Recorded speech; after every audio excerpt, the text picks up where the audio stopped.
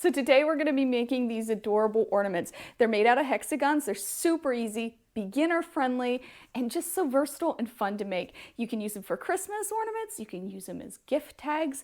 You can even just use them for decorations. Just use different fabrics. But before we get started making this great ornament, my name is Chris O'Neill from Sew the Distance. Thank you for joining me. So this is my pattern. I started making these in 2020. I wanted something really cute and fun that I can make for family and friends. Also, I wanted something I could slip into a Christmas card as a little gift for some family members. So the pattern is free, and I'll also show you how to modify this pattern. Let's get started making these adorable holiday ornaments. As you can see, there are many different ways to make this ornament and the layout. Today I'm going to just show you how to do a traditional layout, and then I'll talk about turning these and changing them. So you can see there are hexagons on this side. There are 3 of them, 1, 2, 3, and there are hexagons on this side too, 1, 2, 3. And in the center, I do a motif. I use a motif. You don't have to, but it's a lot of fun to use some of those novelty prints that we see during the holidays. And then I have a background and then a second background, so they all coordinate. For the hexes, for cutting them, originally I had made my own templates, and all I did was do graduating sizes. But since I made my original design, I came across these. They're by, I think, So Easy, and they're graduating templates of hexagons. For this project, you're going to need 3 sizes, and I actually numbered them with a wet erase marker. So you can see that here. Use a wet erase because once it dries, it won't come off on your fabric. The only way to get it off is to wet it. Don't use a dry erase because that'll make a mess. When you're measuring hexagons, the measurement goes by the side of the hexagon. So for example, this one is 0.75 inches. This one is 1 inch. And this one is 1.25 inches. Keep that in mind if you're making your own, but I do find these to be really, really easy to use. I'll see if I can find a link to these and I'll put it in the description too. So from 1, 2, and 3, you're going to be cutting pellon interfacing. You want to be very careful with cutting these because this is going to be what you use for your base, and you want these to be pretty perfect. So what I did was go around each one with my rotary cutter, and I made sure that they were really well cut. So I have 2 of number 1, 2 of number 2, and 2 of number 3. We're going to set these aside for now. So you can see there are 6 pieces in all. So we're going to make our motif next. That's going to be the center hexagon of our ornament. So I'm going to get my rotating mat, and I know it's got pen mark all over it, so please ignore that. I'm going to take my fabric and I'm going to use these really cute birds. I'm going to find one that I like. I like this guy. And my motif in the center is going to be my number 1 template, or the size number 1, which is 0.75, so 3/4 of an inch. And I'm going to decide how I want him on there. And then I like this guy, so I'm going to turn it over. You can do this with most of your fabrics. I'm just going to turn it over and see how I like it. And I want my design to be on point. You can see how I did this one with the points up. You don't have to. That's another variation you can make, but I want it to be like that. Next, I'm going to take my size 3, so 2 sizes up from this guy, and I'm going to place it on here. I'll show you why in a minute. I'm going to draw around this with a pen.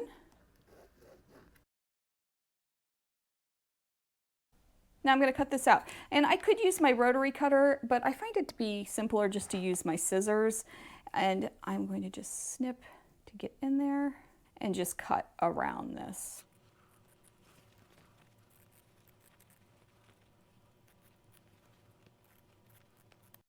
So let me find another one for the other side. And I think these are chickadees, these little guys. I'm going to cut one of those.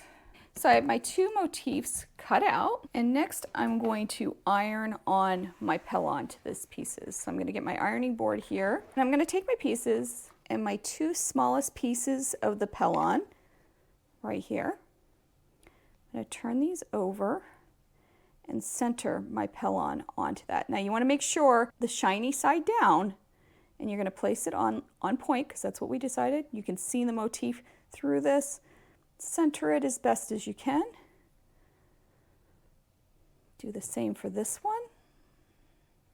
Once I have these where I want them, I'm just going to gently flip them over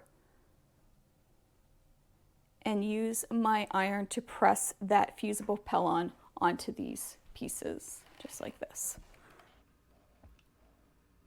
Now, if you don't have a fusible, you can use paper, you can use some other type of interfacing, but you do want something that's going to make this kind of stiff for the next step. So these are really well adhered and ready to go. So the next step is to glue these edges down. I just have this glue stick. This is Soline. I really like it. I don't know why this is yellow. I bought a variety pack, so maybe it's for paper or something like that. It's not going to matter for this project. I'm going to use it in, hey, it shows up well on camera. So I'm going to just put 2 lines of glue on the edge there, fold my fabric over, just like that. Turn my mat here, and just go all the way around each of these pieces. And making sure that it's snug up against the interfacing that you're using.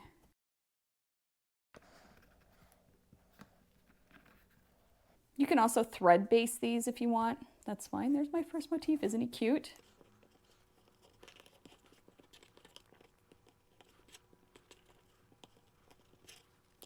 Okay, so there are the cute motifs that are going to be our center. Next, you're going to do the exact same thing for your first background and your second background. So for my first background, I'm going to use this red, and my second background, I'm going to use this green plaid. To cut these, the fabrics, again, you're going to go 2 sizes up. So since I cut my background pellon for size 2, this one, I'm going to go 2 sizes up, and I'm going to use what I marked as number 4, which is the 1.5 inch. So you just want enough room that you can fold over those edges like we did. So I'm going to take some of my scraps here, pick 2, just so you can see I'm going to use a bigger one. And you're going to make 2 of these. Just draw around it and cut it out.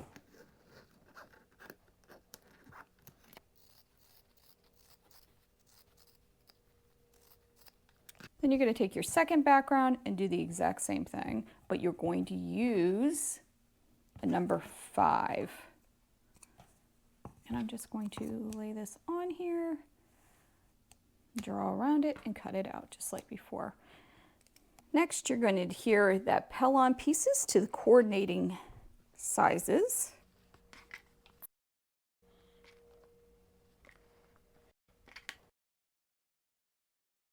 Flip these over and adhere them down. And I'm going to glue just like I did before. Okay, now all your pieces are finished and the fun part begins. So I have my large, my mediums, and my smalls. So to do our next step, we are going to start by layering and centering our small hexagon on our medium. Just like that. I like to just put a little bit of glue in there to hold it while I sew it. And you can use Elmer's, you could use glue stick, whatever you have. And this is just going to hold it together. You could also pin it if you want to. I'm going to center it fairly well. And I'm just going to sew on the edge right here. And for this one I would use black thread, but if you are really good at sewing, you could use a different color thread and make it stand out like a coordinating thread or something like that. You're also going to do that with the other one and put him on just like that and sew around the edge. So to sew these, I start off with a very small stitch. That kind of locks in the stitch, and I do it in a side that's not very noticeable. And then I lengthen my stitch to a 3 or so and go all the way around. And when I get back to the beginning, I shorten my stitch length again. Okay, now that you have these sewn on, the top one, your motif, to the first background, you are going to get ready to put them onto the next background. Before you do that, you need to attach the hanger. And I just cut a piece of ribbon, I don't know, a couple, maybe 4 or 5 inches long, and I fold it like this. And then I take my background piece, just one of them, and I find where I want the top to be. I tack that with the sewing machine right across here. You're not going to see it on the side because we're going to be covering it up with this piece. So you just tack it down, sure that it's nice and centered, just like that. So once you have that on there, you can put a dab of glue if you want, just to make sure that stays. But next we're just going to layer our pieces, and we're going to stitch around that edge so it attaches to the third piece or the second background. So in this case it's the green. I'm just going to stitch all the way around just like I did for the bird, and I'm going to do that to both pieces. Now only one piece gets your ribbon, you don't have to put it on both, just one, and stitch all the way around those. Okay, now my pieces are done, they're stitched down, and it's time to put them together. And honestly, this is the trickiest part, I think, to this entire project. You're going to put them together, making sure the top for each side is lined up, and then what I like to do is glue these together and use some clips, and I glue them pretty well. To finish this, you could either stitch around the outside like we did for the other layers, or you can even hand whip stitch this closed. It's the trickiest part probably because it's really hard sometimes to line it up if you didn't get it quite on. So here's one that I have finished. You can see it is stitched all around, and I used green thread. And I also twisted the hexagons, so it gave it a different look, and that's a lot of fun to do too. Here's another one. This one I used cardboard or cardstock on the inside, so it's much stiffer, so you can do that. That's always an option. Here's one I did completely by hand. I just whip stitched the pieces down or appliqued them down, and I also put a little bit of batting inside, so it made it a little puffy. This one I actually printed to from on the back, so I made it a gift tag. Here I made a sewing themed one. I actually just made this one yesterday, and I only used 2 hexagons, and then I used this antique tape measure for the hanger. I thought that turned out really cute. This is a gift for a friend of mine. And you can even just use one piece. So this one turned out really cute too. It's just 1 hexagon, and it has the pellon inside, so it gives it a little bit of body, and it makes just a really cute ornament. As you can tell, there are so many possibilities with this pattern. You can do all kinds of different things with it and really make it your own. I know I threw a lot of numbers at you in sizes, which might be the reason why I was reluctant to even make this video, because there are so many sizes and it's so confusing. I will make sure that I put in the description all of the information and all of the sizes I used, but the important thing is to remember to just use graduated sizes of hexagons and you'll be successful. If you found value in this content, please give me that thumbs up. It really helps me. And if you'd like to, drop me a comment below and tell me what you think. I hope you have a wonderful day. I hope you take some time to sew, and I'll see you real soon. Bye.